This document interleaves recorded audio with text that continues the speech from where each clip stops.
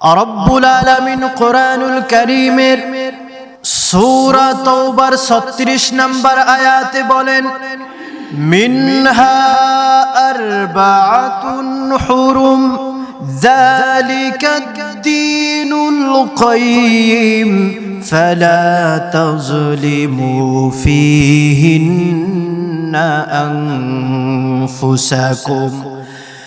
রব্বুল আলামিন বলেন, মিনহা আরবাআতুন হুরুম, ও আমার গোলামেরা শোনো শোনো,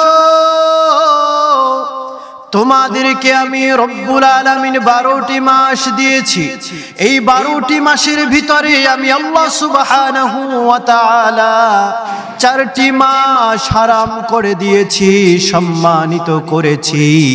এই 4টি মাসে তোমরা কোনো যুদ্ধ বিগ্রহ, কোনো অন্যায় গুনাহের কাজ করা থেকে তোমরা বিরত থাকবে।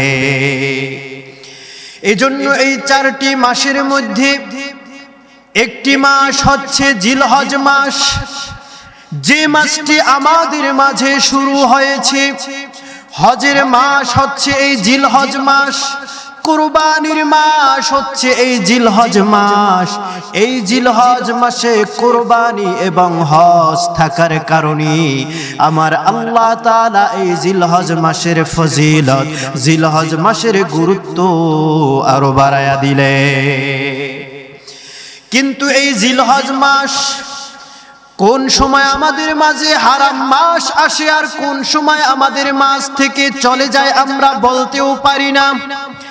এজন্য আল্লাহ সুবহানাহু ওয়া তাআলার এই যে জিলহজ মাসের গুরুত্ব কত বেশি, আমরা যদি একটু রাসূলুল্লাহর হাদিস মোবারকের দিকে তাকাই, ইবনে মাজাহ শরীফ এবং মুসনাদে আহমদের মধ্যে যে হাদিসটি কোট করা হয়েছে, আল্লাহর হাবিবের জলিল ও কদর একজন সাহাবী হযরতে আবু সাঈদ খুদরি রাদিয়াল্লাহু তাআলা আনহু বলেন, আল্লাহর হাবিব সাল্লাল্লাহু আলাইহি ওয়াসাল্লাম ইরশাদ করেছেন, ফিল হিজ্জাতিল ওয়াদা আলা ইন্না আহরামাল আইয়ামি ইয়াউমুকুম হাযা ওয়া ইন্না আহরামাশ শুহুরি শাহরুকুম হাযা। আল্লাহর হাবিব বিদায় হজের ভাষণের সময় সাহাবীদেরকে লক্ষ্য করে বললেন, ও আমার সাহাবীরা শোনো,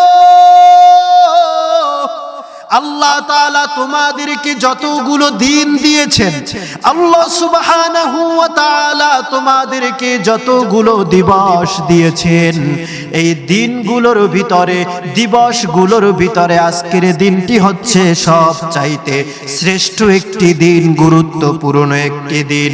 এরপরে আল্লাহর হাবিব কি বললেন শুনেন শুনেন, ওয়া ইন্না আহরামাশ শুহুরি শাহরুকুম হাযা। সাহাবায়ে কিরামদেরকে বললেন, ও সাহাবীরা শোনো শোনো, আর আল্লাহ সুবহানাহু ওয়া তাআলা তোমাদেরকে যতগুলো মাস দিয়েছেন, এই মাসগুলোর মধ্যে সবচাইতে শ্রেষ্ঠ মাস আল্লাহ তাআলা জিলহজ মাসকে করে দিয়েছে।